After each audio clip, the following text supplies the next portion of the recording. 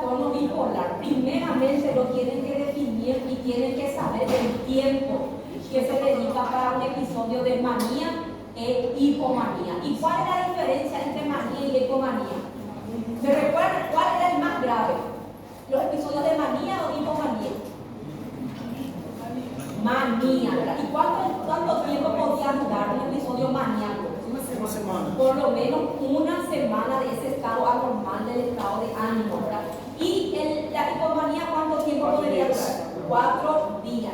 ¿Y cuál es la diferencia? La sintomatología, ¿cómo yo? Si leen los criterios, si leen, van a ver que es casi la misma cosa. Solo que la hipomanía no llega a ser tan grave. No llega a crear un deterioro del funcionamiento, ya sea social o laboral, como lo que es la manía.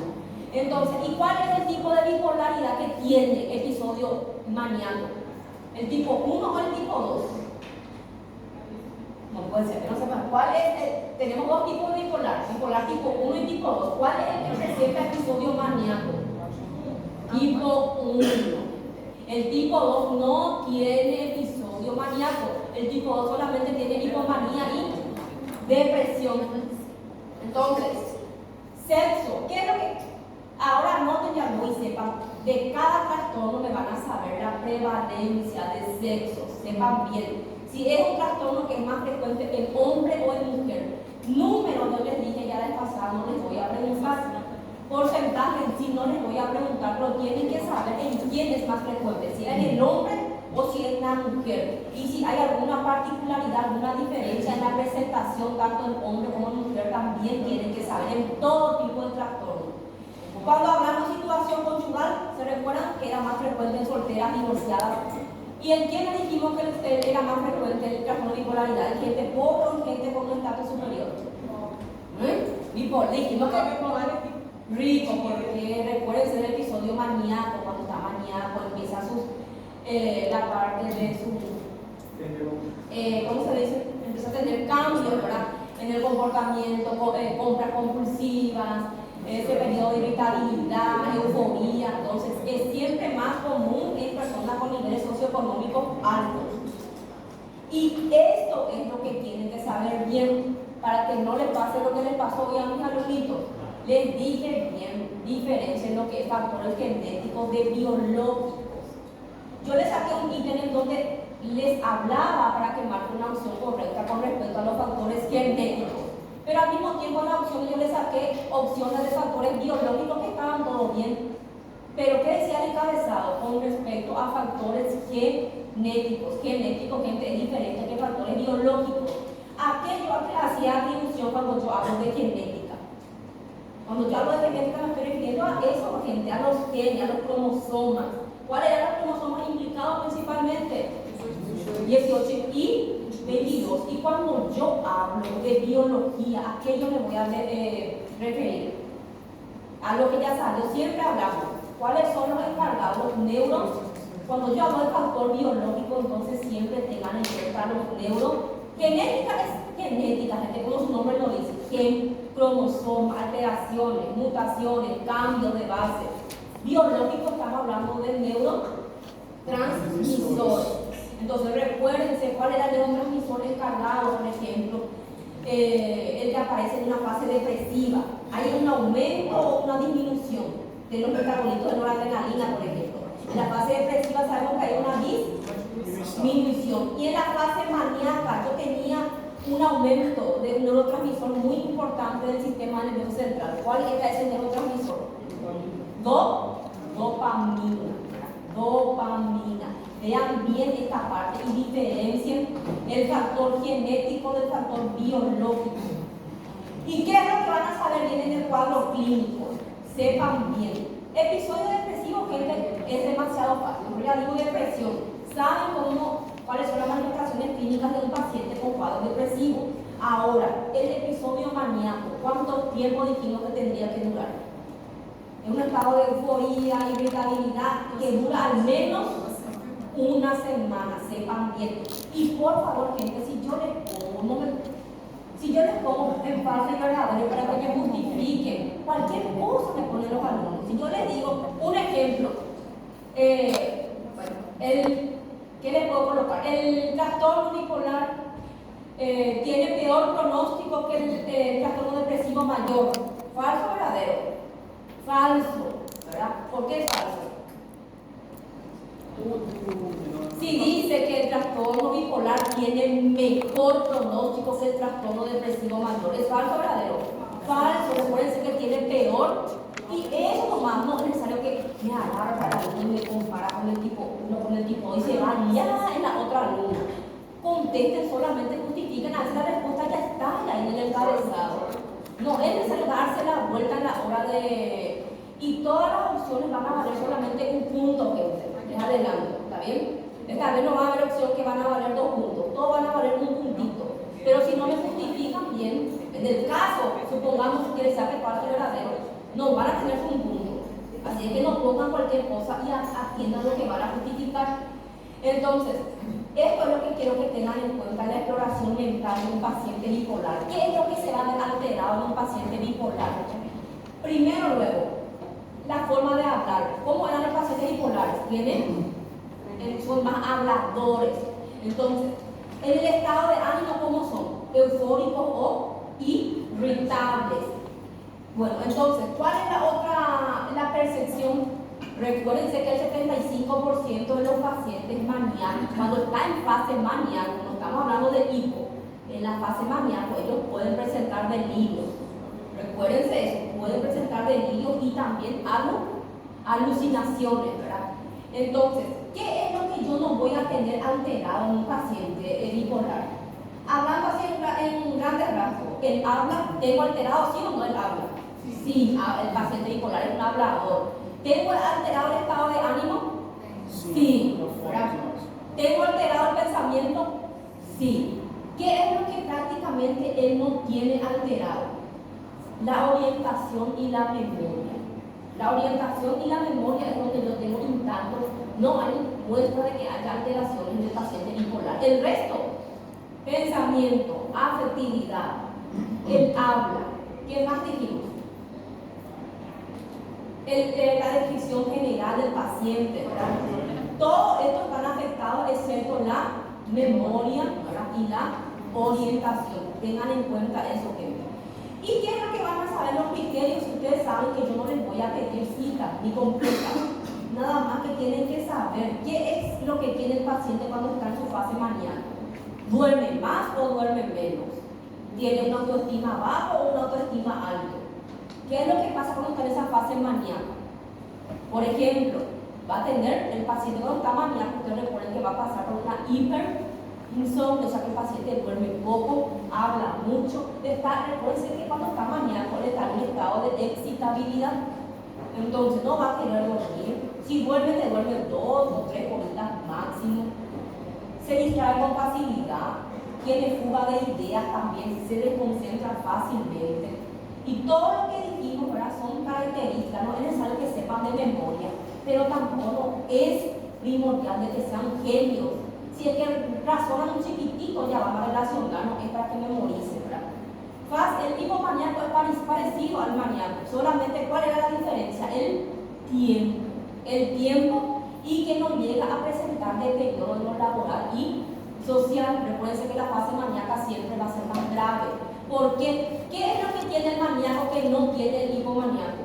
El maníaco puede presentar síntomas psicóticos, como alucinaciones y delirios, cosa que no está presente en la fase hipomaníaca. Si hay alucinaciones y delirios, automáticamente es una fase más maníaca. ¿Y quién tiene la fase maníaca? El bipolar tipo 1. El tipo 2 tiene solamente hipomanía y fase depresiva. Y eso es lo que usted tiene que saber. Y, por ejemplo, la evolución. ¿Cómo yo voy a evolucionar un trastorno bipolar tipo 1 y tipo 2? Sepan bien que el bipolar tipo 2 ya es una enfermedad crónica. Por tanto, el bipolar tipo 2 va a necesitar de tratamiento a largo plazo, a más largo plazo comparado con el tipo 1. Eso no más que eso. Y lo que les dije, el tipo 1 siempre va a tener peor pronóstico que un trastorno depresivo mayor. Siempre. Y el tratamiento nos vamos a enfocar mucho porque ustedes no vieron psicofármacos. Entonces, bueno, ciclotimia. citoquimia. La citoquimia era una forma leve de qué? De trastorno bipolar tipo 1, tipo 2, tipo 2, aquí también para marcar. ¿Cuál es la característica? Si es una forma leve del bipolar tipo 2, ¿qué episodio va a tener? Hipomanía y depresión, pero acá la depresión es leve. No es una depresión grave como se ve en el bipolar tipo 2. Entonces, tiene episodios de hipomanía y también fases depresivas leves. ¿Y cuál es el tiempo? Y eso tienen que saber bien. Durante al menos 2 años. Y si hablamos de epidemiología, ¿en quién es más frecuente? Eso es lo que tienen que saber. En hombres o mujeres. En mujeres, gente. Es mucho más frecuente en mujeres. ¿Verdad? Entonces, esto es con respecto a bipolar. Entonces, ¿qué es lo que anotaron? ¿Qué es lo que van a saber bien del bipolar? Primero, la prevalencia. ¿Qué más? Las fases. ¿Cuánto tiempo dura cada fase? ¿Qué fase tiene el tipo 1 y el tipo 2? ¿Qué es lo que le hace diferente? ¿Qué es lo que está alterado, verdad? En una evaluación, ¿verdad? En una evaluación mental del paciente. ¿Qué parte se encuentra alterada? ¿Cuál se encuentra intacto? ¿Qué más dijimos? Todo eso, la evolución. Entonces, todo lo que yo les dije, esa parte, la prevalencia, tengan en cuenta. Ahora vamos a entrar en el segundo contenido que desarrollamos, que es trastorno obsesivo o compulsivo. El TOC, está como TOC, ahí ¿qué le pasa? Perdoe.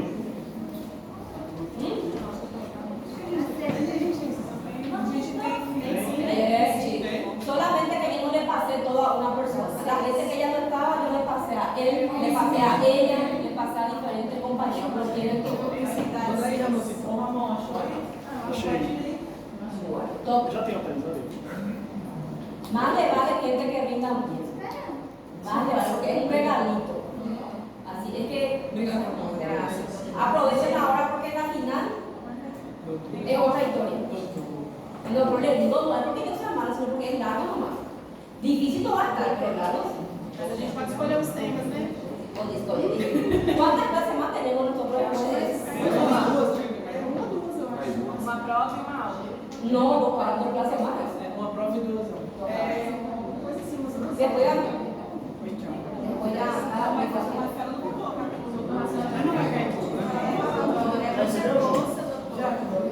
Vamos a estudiar el caso de ustedes. Vamos a estudiar el caso.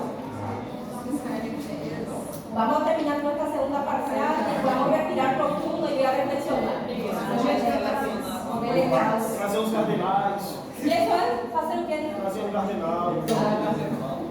Tem como melhor. Ay, bueno, ya está con su slide abierto. Bueno, todos. Dá pra fazer com o slide aberto? Gente que ustedes recuerdan de TOC, nada me imagino, ¿verdad? Trastorno obsesivo compulsivo, nada me recuerdo, me imagino, ¿verdad? Por lo menos tienen una idea de lo que era una obsesión y una compulsión. Aí com ideia. Perseguição, fixa. Sepan bien la definición. ¿Qué es una obsesión? Es una idea de cosa persistente, es una idea de imagen o impulso intrusivo, ¿verdad? Interpretada de esa manera por el paciente mismo refiere, ¿verdad? Que son ideas que causan malestar clínicamente significativo, pero ellos no pueden frenar esas ideas. ¿Y cómo lo van a hacer para sentir ese alivio? Yo tengo una idea persistente, intrusiva, y para que yo sienta en algún momento de alivio, ¿cuál es el segundo paso que tiene la compulsión? Ella es el hábito. Ahora, si yo les pregunto, ¿cuál es un ejemplo de una compulsión, de una obsesión? Este cuadrito sepan bien. Sepan bien ejemplos de obsesión y compulsión. Todo lo que es obsesión, gente, es idea. Por ejemplo, miedo a ser contaminado por algún objeto, dudas de haber apagado el gas, de haber cerrado la puerta, dudas de que van a rendir mal el examen.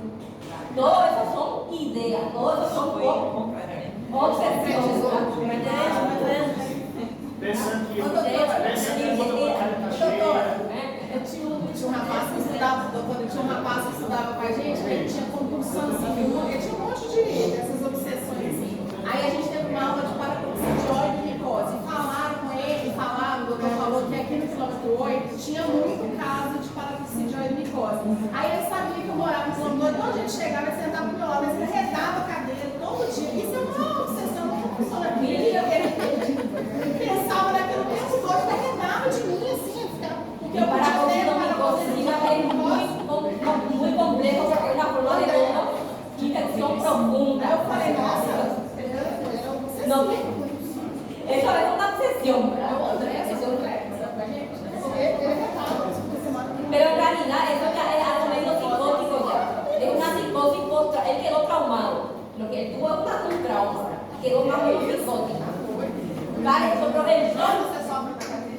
el don, por ejemplo, gente, ahí no es solamente ideas. El TOC, ¿qué es lo que le caracteriza? Ideas persistentes, pero acompañados de convulsiones. Entonces, yo les pregunto a ustedes, ¿son placenteras estas ideas o obsesiones? ¿Son placenteras? Las mismas que me preguntaron, ¿qué quiere placer? ¿Qué quiere decir la palabra placentera? ¿Qué tipo de placer? Placer. Sí. ¿Ustedes creen que son ideas placenteras? No, entonces, generalmente, o sea, esto produce un malestar muy significativo en el paciente, tanto que ellos reconocen que las ideas son ideas intrusivas, pero ellos no pueden remediar. Para remediar o para sentir un momento de alivio, ellos tienen que recurrir a la compulsión.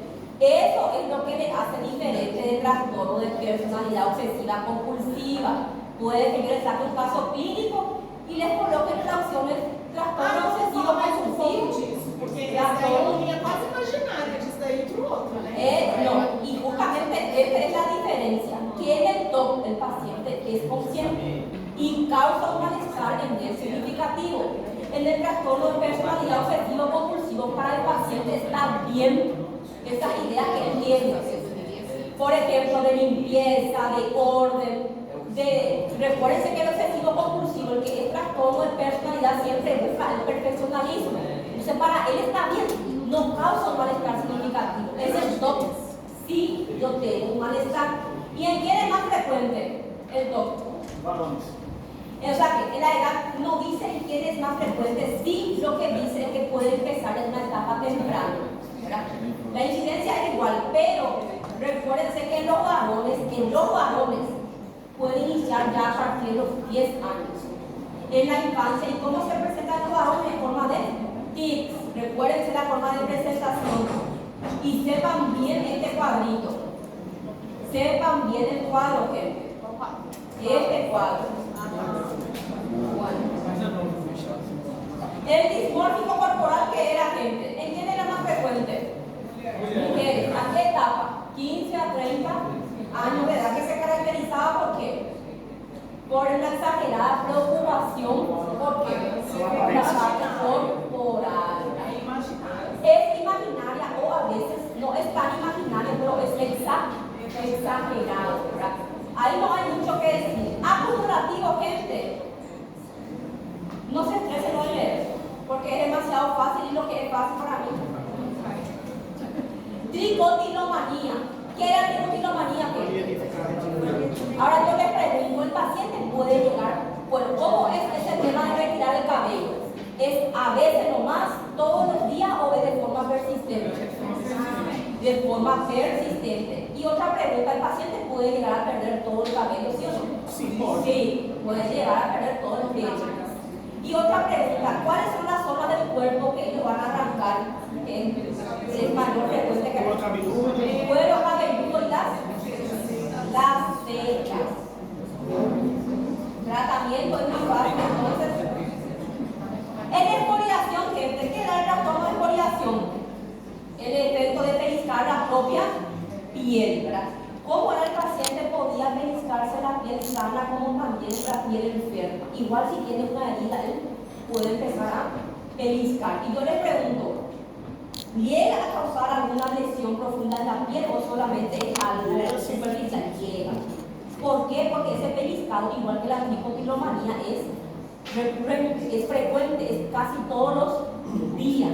¿Y cuáles son las principales partes del cuerpo donde el paciente tiende a pellizcarse? Rostro, acá, la cara, los brazos y todo lo que tenga más cerca. Mano, brazo y rostro. Casos clínicos, ustedes ya saben todas las respuestas, así es que os olvidaron todo ya. Ya saben, ¿verdad? Espero que corregirá, pero igual cuando la gente se equivocó otra vez. ¿Cuál era el otro contenido? Ansiedad. Trastorno de ansiedad generalizada. Ansiedad generalizada.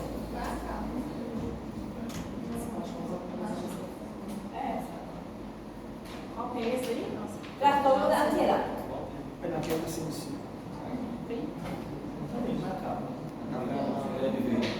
Esta es la mujer como es la mujer bebé, la mujer que está ansiosa y con la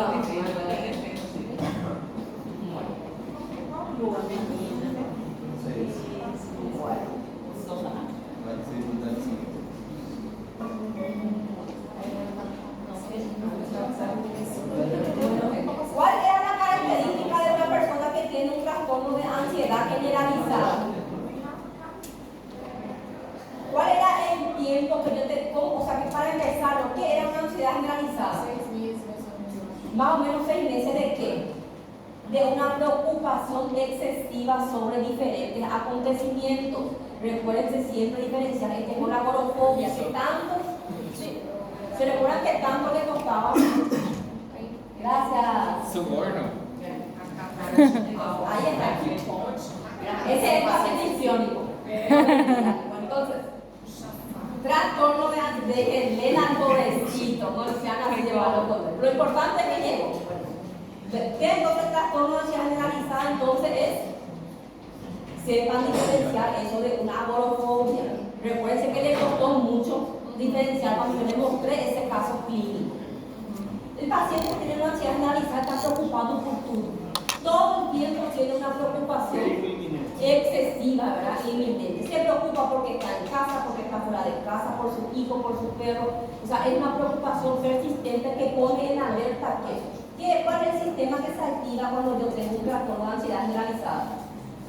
El sistema nervioso autónomo. La misma cosa que les cuento. Les colocas al alumno, responde con falso o verdadero. En la ansiedad generalizada, existe una inhibición del sistema nervioso simpático. No, es falso. ¿Por qué? Porque existe, es sacar como esa palabra inhibición y colocar, no, existe una estimulación o excitación. No es necesario agarrar y colocar no, porque existe una sensación de lucha o vida. Eso no es respuesta, eso está mal. ¿Cómo te voy a considerar? Es otro lado, se va. Y la respuesta es cambiar solamente una palabra. Sepan justificar bien, así yo no sé dónde está la cabeza del alumno cuando responde esa cosa. Pero bueno, entonces la prevalencia, ¿en quién es más frecuente? ¿En quién es más frecuente? ¿En mujeres o en hombres? ¿Quiénes son las más ansiosas de por sí? Mujeres, mujeres, el doble de probabilidad en mujeres. Y lo que les acabo de decir. La base biológica, ¿cuál es? ¿Qué es lo que sostiene? Que hay una estimulación o excitabilidad del sistema nervioso autónomo. ¿Y cuáles son los síntomas? ¿Cómo va a llegar un paciente con una crisis de ansiedad, por ejemplo, el consultorio con ustedes? ¿Cuáles a nivel orgánico? ¿Cuáles son los síntomas que pueden presentar? Cardiovascular, respiratorio, gastrointestinal. Recuérdense, entonces. Recuérdense bien de estos síntomas. ¿Cuáles son los síntomas que se acompañan? ¿Qué pasó? Eso es lo que ustedes tienen, ¿verdad? Sí. Pero ¿cuál es el tiempo mínimo para que yo pueda hablar de ansiedad? 6 meses. Ansiedad mínimo 6 meses en adelante. Lean bien, gente. Vean bien cuáles son los síntomas, cómo pueden presentarse. Y el tratamiento farmacológico, recuérdense cuánto tiempo yo podría considerar.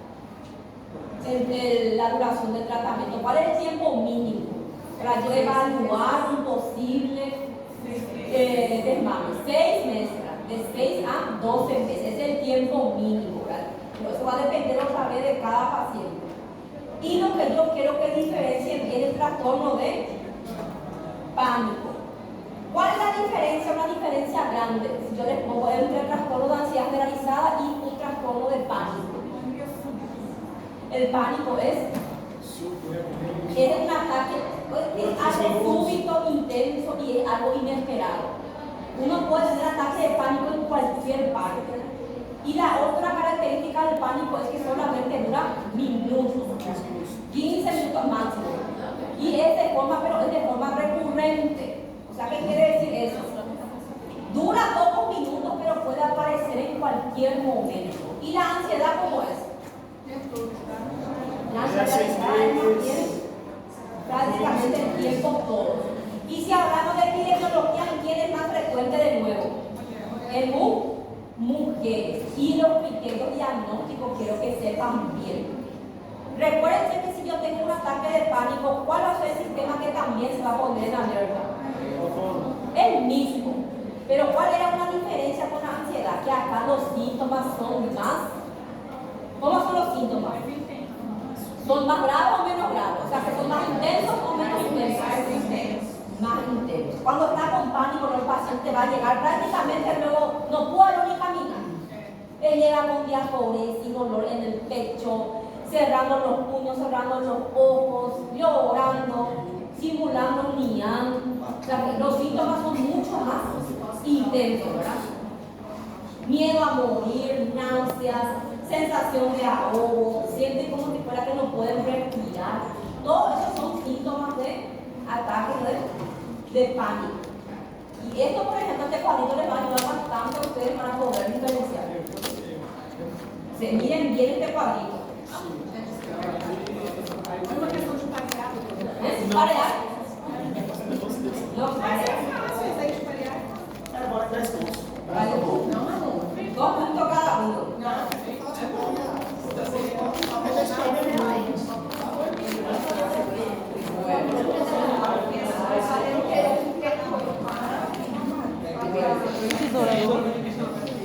Y ahora no creo. ¿Vamos? No creo, no. Pero de qué? A gente fez um e fazer nova festa, cancelou, tá fechado. Es que nadie no quiere trabajar. Es que yo necesito que todo el mundo no, Aí por isso ele não faz tudo fechado. Até é pior de você tudo fechado. ¿Qué pasa? Vamos contigo. Yo no hago lo abierta. Se ele faz tudo fechado, imagina. No, yo no hago abierta, no me gusta. Agorofobia. Es agorofobia. ¿Qué era la agorofobia? Miedo de qué? De visitar en lugares públicos del por qué. ¿Cuál es el miedo de la persona que tiene agorofobia? Evita que situaciones donde podría ser difícil que pueda escapar, ¿verdad? ¿Cuáles son los sitios que a mí me costaría escapar si hay algún tipo de incendio? O viene un psicópata y que empieza a disparar. ¿Cuáles son los lugares donde te va a ser más difícil escapar?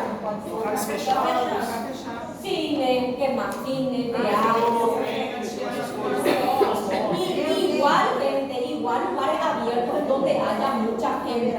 Por eso ellos evitan tener contacto afuera, donde haya mucha multitud. Pero no confundan con qué. Con fobia social, ni tampoco confundan con trastorno de ansiedad. Porque el agorafóbico más bien se siente seguro en casa. ¿Dónde está su principal preocupación? Todo lo que es fuera de casa. Lean en la facultad, por ejemplo, acá. Ela não veio por isso. Para si sucede un incendio, ahora, ¿cómo se va a parar de acá? E ela tira aqui e continua.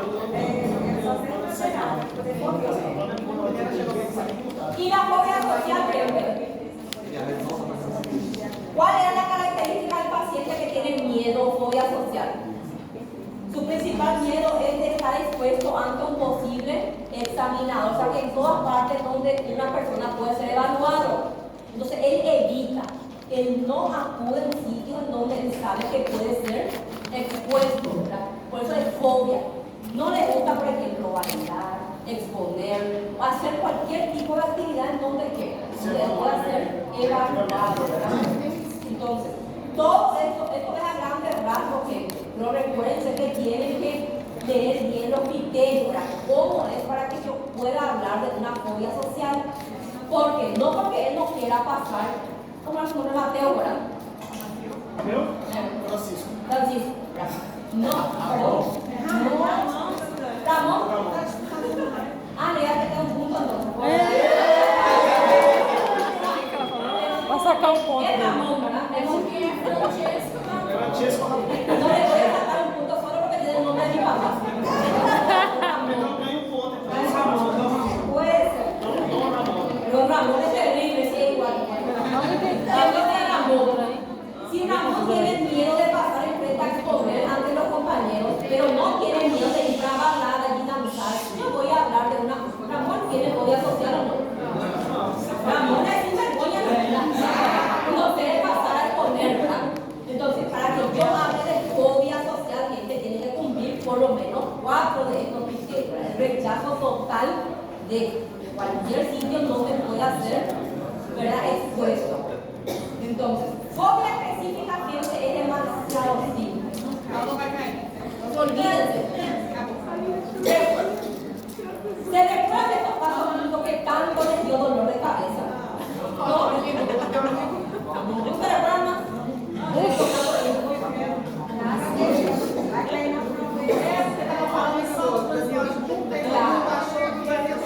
Después del conocimiento que ustedes ya tienen ahora, porque me imagino que ya le dieron ya algo, ¿verdad? Todavía sostienen qué tipo de trastorno ustedes atribuyen a este caso clínico. Ahora, porque yo les dije, pero la mayoría optó por agorafobia. ¿Por qué dijimos que no era una agorafobia?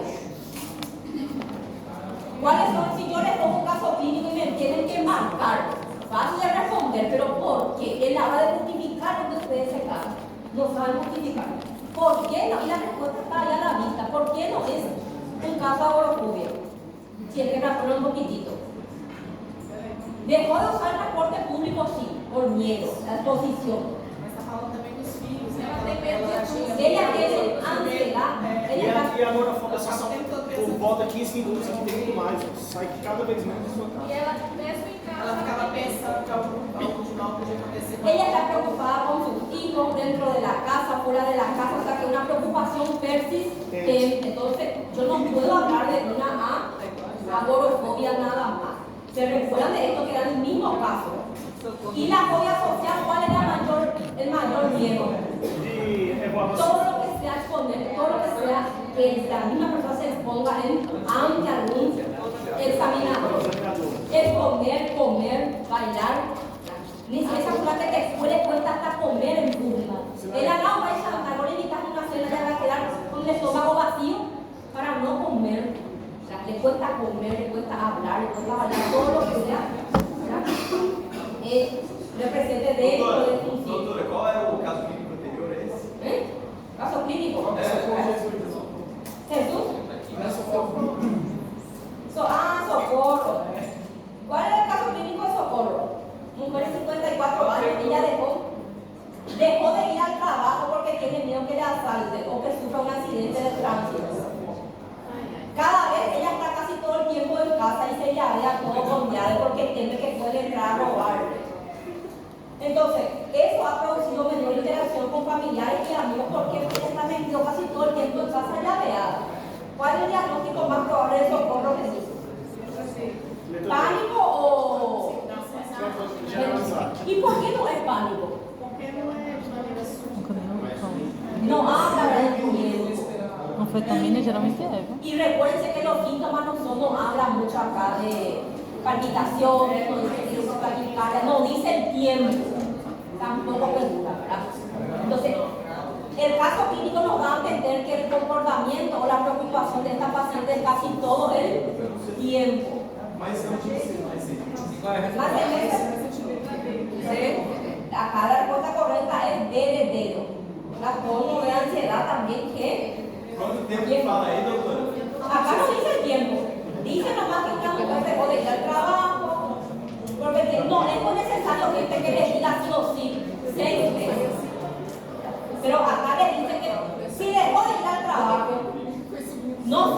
casa se la vea, es porque ya pasó ya un periodo, ¿verdad? Acá ya les dice ya todo prácticamente.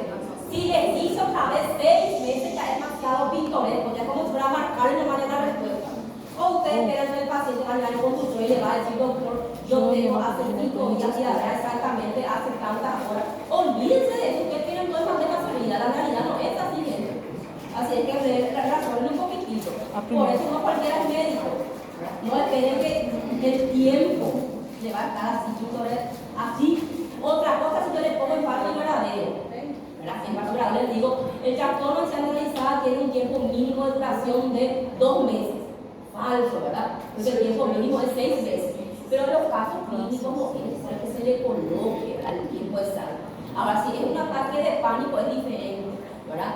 Por ejemplo, tiene ataques, cuando va al shopping, cuando va a tomar el lápiz, tiene ataques, preocupaciones, ataques súbitos, ¿verdad? Quiere salir, quiere correr del lugar, no se siente cómodo, empieza a tener sudoración, taquicardia, si es algo súbito, yo me supongo que es algo, ¿verdad? Del momento, entonces hacia ello puedo apuntar hacia un trastorno de pánico. O sea, no es necesario que se le... Ustedes prácticamente creen que se le encierre la respuesta correcta en círculo. Algo así, ¿verdad? Entonces, ¿van a poder diferenciar o no? Agorafobia, de ansiedad generalizada y de fobia social. No sé. Por eso para que sí. Bueno, hay que ver el examen, ¿verdad? Bueno, entonces, certeza que van a acertar, porque es bastante fácil. Yo les dije bien al otro grupo y eso les pasa porque no me hacen caso de trastorno de personalidad, sepan bien esta clasificación. Primerito, antes de estudiar la característica de cada uno, sepan bien la clasificación, cuáles pertenecen al grupo A, B y C de trastornos de personalidad, cuáles son las características comunes del grupo A y del grupo B, por ejemplo, cuáles son los extrovertidos, mal socializados. Los introvertidos es fácil porque tenemos al grupo A y C. La clasificación, lo que quiero que sepan bien, no me pregunten si borderline o límite o limítrofe es la misma cosa, si es la misma cosa. Sepan bien, ¿verdad? Si tienen 2 nombres, tienen que saber. Entonces, la clasificación, y les sugiero que lean este cuadro. De repente, yo les puedo sacar en el examen un ejemplo. Inhibición social, sentimientos de insuficiencia, ¿verdad? Y hipersensibilidad a una evaluación negativa, o sea, miedo al rechazo. Es una característica de, y le coloco las opciones, por eso sepan bien cuál es la, así a grandes rasgos, cuál es la presentación de cada uno. Como otro ejemplo, ¿qué es lo que le caracteriza a un narcisista? Sentimientos de grandiosidad, necesidad excesiva de admiración y falta de empatía. Miren bien este cuadrito. De repente le doy unos cuantos regalitos con respecto a este cuadro. Así es que, por algo les digo, igual lo van a mirar otra vez. Viene con los buenos. Ya sé que lo van a mirar y me van a preguntar otra vez. ¿Qué era la personalidad paranoide? ¿Qué es lo que van a saber de cada uno? Primero dijimos la clasificación. ¿Y cuál es el síntoma principal? ¿Qué es lo que le caracteriza a un paranoide, por ejemplo? ¿Qué es lo que le caracteriza? Desconfianza excesiva hacia los demás. ¿Y qué más? También había la presencia de celos patológico, ¿verdad? Entonces, diferencien eso de otro tipo de trastornos. El episodio, ¿cómo era? Introvertido, ¿qué más? Afectividad fría, restringida, esa persona que... ¿Cuál es la característica de una persona esquizoide? ¿Qué es lo que él no toleraba o qué es lo que él no quería hacer? El isolamento social. No quería tener contacto con otro ser humano. Recuérdense que él era una persona que no entablaba. Los hombres esquizoides, ¿cómo terminaban la mayoría? Los hombres esquizoides casi siempre terminaban solteros y solos, ¿verdad? Y las mujeres esquizoides, si es que llegan a entablar una relación, ¿qué tipo de persona buscaba para entablarla? Una persona de carácter dominante, ¿verdad? Pero es muy difícil que lleguen a entablar relaciones profundas, ¿verdad? Por esa afectividad aplanada que tienen. ¿En quién es más frecuente? Que también está trastorno es más frecuente en hombres, ¿verdad? En hombres, ¿verdad? Y sepan, por lo menos leer una leidita estos criterios. ¿Cuál es la característica del esquizoide? No disfrutaba tener relaciones, ¿verdad?, íntimas, ¿verdad? Siempre elige actividades solitarias. ¿Qué más? No tiene amigos íntimos, ¿verdad? Se muestra indiferente a las críticas o alabanzas, o sea que es totalmente lo opuesto del grupo B, ¿verdad? Entonces, ¿y el esquizotípico? Ahora les pregunto algo. De todos estos trastornos, ¿cuál es el que más tiene probabilidad de avanzar hacia una esquizofrenia? Yo les dije en la clase pasada. El paranoide, si yo les pongo opciones, paranoide, esquizoide o esquizotípico, ¿cuál es el que tiene mayor probabilidad de que pueda avanzar hacia una esquizofrenia? ¿Quién es el más? El esquizotípico, por las características peculiares, ¿verdad? Esas ideas, ¿verdad? Extravagantes, ideas extravagantes que tiene el esquizotípico, ¿verdad? Recuérdense bien, ¿en quién es más frecuente de nuevo? En hombre, ¿verdad? En hombre. ¿Y cuál es la característica del esquizotípico? Superpoderes. Ese don, ¿verdad? Creer, acreditar, tener superpoderes, ¿verdad? Son bastante supersticiosos, ¿verdad? Y la misma cosa pertenece todavía al grupo de los introvertidos. ¿Por qué? Porque por esta característica que tiene, es prácticamente imposible de que tenga una relación social, ¿verdad?, estable. Entonces, el esquizotípico era de los superpoderes. Así memoricen. El esquizotípico era el que tenía superpoderes, el que creía tener dones especiales. El esquizoide era aquel que no quería tener contacto con otro tipo de ser humano. El paranoide, que era el desconfiado, el que es desconfiado excesivamente. Después, ¿cuál era la otra pregunta que dijimos? ¿A qué grupo pertenecen ellos? ¿Al grupo A, B o C? A. ¿Y al grupo B? ¿Qué es lo que le caracteriza al grupo B? Excéntrico. Los grupos de los, estamos en el grupo de los excéntricos, ¿verdad? ¿Qué era una persona antisocial? No me digan lo que era esa persona que no quería salir de la casa. ¿Qué era la persona antisocial? Que no le gusta seguir las reglas o normas dentro de la sociedad. ¿Y en quién es más frecuente otra vez? En los hombres. En los hombres. ¿Y con quién se correlaciona siempre? Con uso de alcohol y drogas. Sí. ¿Y cuál es la característica? Mentiroso, manipulador, ¿qué más? Parece que le damos aspecto seductor también, promiscuidad, maltrato hacia el cónyuge.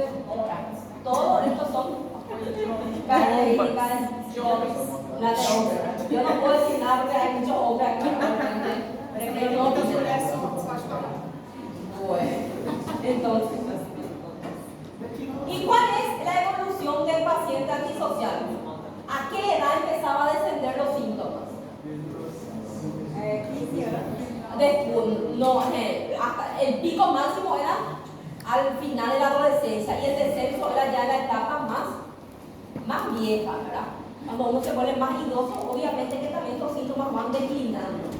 Y el límite, sí, chicas, el límite era más frecuente en quiénes, en mujeres. ¿Cuál era la característica de la persona que tiene límite borderline? Que si en el examen le saca es la misma cosa, borderline, límite o limítrofe, es la misma cosa. Entonces, ¿cuál es la característica de la persona límite? Es más frecuente en mujeres y hay una palabra que le caracteriza a la chica, a la mujer límite: excesiva impulsividad. Son muy impulsivas, extremistas y recuerden que tenían conductas autodestructivas. Recuerden que ellos tenían pequeños episodios, le decíamos episodios micropsicóticos. ¿Por qué? Esos episodios de irritabilidad o de ira solamente duraban minutos, ¿verdad? Y luego ella cambiaba, ¿verdad?, a otra faceta, ¿verdad?, incluso a una faceta depresiva, pero no es lo mismo que bipolar, porque su estado de ánimo cambia muy rápido, en cuestión de minutos, ¿verdad? ¿Y qué es lo que le caracteriza? Son también personas muy dependientes, les cuesta mucho despegarse a las personas, principalmente de la amiga, del novio. Son muy, ¿cómo se dice en portugués? Esa persona que es muy igual. Bueno, además de que puede ser pegajoso, es muy dependiente. No es solamente con su pareja, también con sus amistades, ¿verdad? Entonces, ¿y qué es lo que le caracteriza? Son muy impulsivas. El límite son prácticamente, ellos no quieren un episodio de raciocinio, ¿verdad? Es como si fuera que no piensan, ellos actúan, ¿verdad? Entonces, esa es una característica. Inestabilidad afectiva, ¿verdad? Impulsividad, eso es lo que le caracteriza. Alteración, inestabilidad intensa, ¿verdad? Sensación crónica de vacío, ¿verdad? Todo esto es, ¿verdad? Son personas que se sienten vacías, solas, no toleran tampoco estar solas, ¿verdad? De repente, si hay una separación o divorcio, ellos asimilan la situación de una manera inesperada, llegando al extremo, ¿verdad? Entonces, recuérdense de las características del límite. Yo les dije, recuérdense siempre esa mujer histérica, ¿verdad? Que te hace escándalo en cualquier parte. Hay escándalo por todo. Hay escándalo y después. Ella es la culpable, ella es la que se ofuscó. Al final, ella se queda otra vez como la víctima, que no es comprendida, empieza a llorar, empiezan los gritos, después ya viene la amenaza de suicidio. Tengan ese panorama en la cabeza para que traten, para que les sea más fácil. Y el histriónico, acá ya da uno ya, ¿cuál es la característica del histriónico? También es más frecuente en quienes, en mujeres. ¿Cómo era el paciente histriónico? Búsqueda constante de que dé atención. ¿Y qué es lo que hacía el histriónico a diferencia del borderline, que usa conductas autodestructivas para llamar la atención? El histriónico que utilizaba era al revés. Utilizaba principalmente las mujeres, que lo utilizaban el físico para atraer, ¿verdad? Entonces eran extremadamente seductores. Pero la seducción es en ambos, recuerden, en hombre y en mujer. Solamente que el hombre tiene una forma diferente de seducir a la mujer.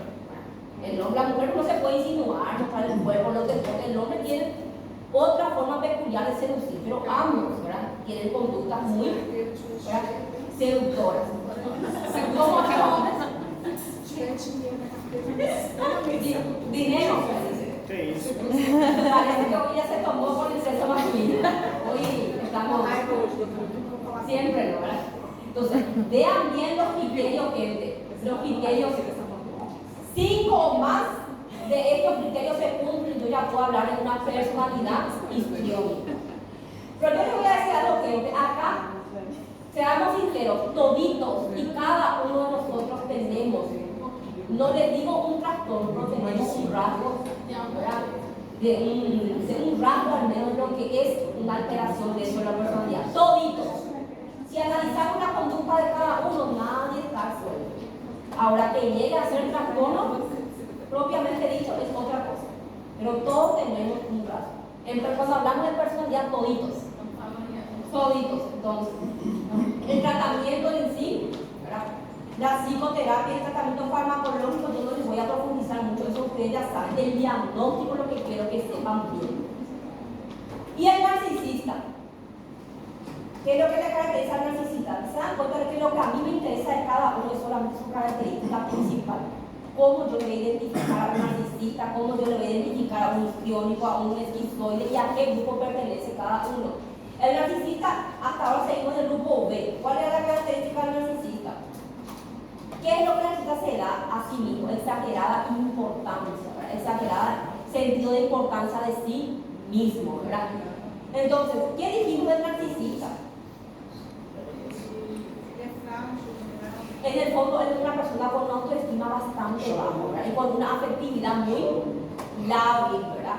Entonces, posee un grandioso sentido de su propia importancia. ¿Qué era otra cosa? No tolera las críticas, ¿verdad? El narcisista es una persona que siempre quiere tener la razón, ¿verdad? Explotación, dijimos que era característico. Explotar a todas las personas que están a su alrededor y explotación interpersonal. Recuérdense que hay una palabra también que el narcisista no conoce, que es la falta de empatía. Humildad y empatía no existe en la persona narcisista. De hecho, que si es simpático o humilde, si trata de demostrar esos sentimientos, es solamente porque está en busca de alguna cosa. Nunca es algo, nunca es algo gratis comer, ¿verdad? Siempre es una persona muy controladora y manipuladora también. Entonces, checan bien nomás nada más. Ese compañero que solamente se acerca a ustedes para colar los exámenes, yo sé que ahí yo también fui a alguna de esas casos, ¿verdad? Después pasa el año y le saluda más, le fala con ustedes. Esa persona que solamente se junta con ustedes porque ustedes hacen todo el trabajo, le explotan. ¿Cuál trabajo? Todavía no he visto ningún trabajo de ustedes. Entonces, la evolución y el pronóstico. ¿Y el grupo C? El grupo C, gente, no hay mucho que decir. ¿Qué era el grupo C? ¿Cuáles eran los 3 trastornos del grupo C? Volvemos al grupo de los introvertidos. ¿Cuáles eran? Evitativo, obsesivo, compulsivo y la persona que es el trastorno dependiente. El evitativo, gente, ¿cómo era? Era esa persona extremadamente tímida. ¿Qué es lo que hace una persona evitativa? Extremado miedo a qué? Al sensibilidad o miedo al rechazo, ¿verdad? Gente, no confundan trastorno de personalidad evitativo con fobia social. El evitativo, ¿qué hace? Es tímido, tiene miedo a ser rechazado, pero no llega a causar en él dicha ansiedad ni deterioro como es la fobia social. El que es fobia social, evítalo, no hace, no se va, no acude, no expone, no baila, no quiere no comer, se rehúsa a comer en lugares donde haya mucha gente, ¿verdad? El evitativo incluso, él trabaja, él te va a hacer ciertas actividades donde involucre, ¿verdad? Mucha gente, solamente que él siempre está con un constante miedo al rechazo, ¿verdad? Pero una vez que él se sienta seguro o aceptado en dicho lugar, es como si fuera que ese miedo desaparece. Si él, por ejemplo, en su trabajo él es bien aceptado, él se siente protegido, pero él no busca algo avanzar, ¿verdad? Hacia algo mayor o hacia algo. ¿Por qué? Porque él tiene miedo al rechazo.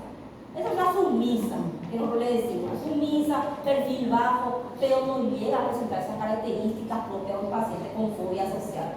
¿Y en quién es más frecuente? ¿En los hombres? ¿Están seguros? En realidad no hay una prevalencia exacta, ¿verdad? Pero no dispone, justamente no hay una información que me diga que es más frecuente en hombres o en mujeres. Entonces, no está mal decir que es frecuente, más frecuente en hombres o en mujeres, ¿verdad? Entonces, ¿cuál es la característica principal del evitativo? Miedo o hipersensibilidad al rechazo, ¿verdad? Eso es la mayor timidez, ¿verdad? Entonces, no le gusta mucho hablar en público de repente, ¿verdad? Cuando habla con alguien puede que presente inseguridad. ¿Saben esa persona que empieza, no empiezas a hablar con él y empieza a trabarse? Comienza a trabar, le cuesta articular alguna palabra, vos le mirás, parece que siempre está asustado, ¿verdad? Es un perfil muy bajo, ¿verdad? Marcado por la timidez excesiva y miedo al rechazo, que no es igual que la fobia social. Vean bien estos criterios. Como les dije, yo no les voy a pedir que memoricen, pero si ustedes leen esto una sola vez, 2 días antes del examen, un día después, si el que leen se les va a quedar. ¿Por qué? Porque todos tienen concordancia. Acá no hay mucho secreto, ¿verdad? Es recordar nada más las características principales de cada uno. O ustedes no pueden, no, su cerebrito no da más para, están cansados ya, ¿verdad? Sí, mucho. Ya no da más para memorizar, ¿verdad? Ya conforme, ya enseguida. Entonces, obsesivo compulsivo, ¿cómo yo voy a diferenciar de un TOC? Trastorno de personalidad. Aí ele não vai causar desconforto. Então, lá no toque ele tem desconforto. ¿Cuál es la característica principal? Acá no hay un disconfort o un malestar clínicamente como es en el TOC, ¿verdad? ¿Y cuál es la característica de una persona con trastorno obsesivo compulsivo de personalidad? ¿Qué es lo que busca siempre? El perfeccionalismo, que todo esté en orden, en su lugar, un trabajo bien hecho. Es obsesionado porque por las normas, totalmente diferente al antisocial. Acá el obstinado, acá el obsesionado por seguir normas, reglamentos y siempre, antes que todo, es tratar de cumplir su trabajo a modo ¿de qué? Siempre buscando una perfección en todo. ¿En quién es más común? Por lo menos, ¿verdad? Por lo menos criterios. Se preocupa por cada detalle, está poco dispuesto a delegar tareas, ¿verdad? Difícilmente te va a dejar que le ayude, ¿verdad? Porque él acredita que él puede hacer todo solo, que nadie puede hacer mejor que él. Entonces, ¿qué pasó? Hay mucho, ¿verdad? Acá.